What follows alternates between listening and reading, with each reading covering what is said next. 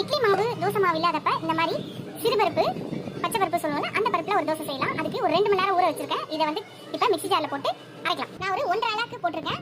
அதுக்கு ஒரு 3 பச்சை மிளகாவும் ஒரு துண்டு இஞ்சியும் போட்டிருக்கேன். தேவையான உப்பு போட்டுக்கலாம். ஒரு ஸ்பூன் சீரகம் போட்டுக்கலாம். இப்போ எல்லாத்தையும் அரைச்சிக்கலாம். இப்போ பாதி மசிஞ்சிருச்சு. இப்போ என்னன்னா ஒரு கை பாலக்கீரையை கழுவி கட் பண்ணி வச்சிருக்கேன். இப்போ எடுத்து இதை போட்டுக்கலாம். மிக்ஸி ஜார்ல பருப்போட சேர்த்து போட்டுக்கலாம். தண்ணி ஊற்றி அரைச்சிக்கலாம். மாவு அரைச்சாச்சு. நல்லா மசிய அரைக்கணும். குறைக்குறைன்னு இருக்கக்கூடாது. அவ்வளவுதான். நம்ம இதுக்கு கொஞ்சம் தேவையான தண்ணி கலந்து ஊற்றி அப்பயே நம்ம தோசை ஊற்றிலாம் ஊறணும்னு அவசியம் இல்லை.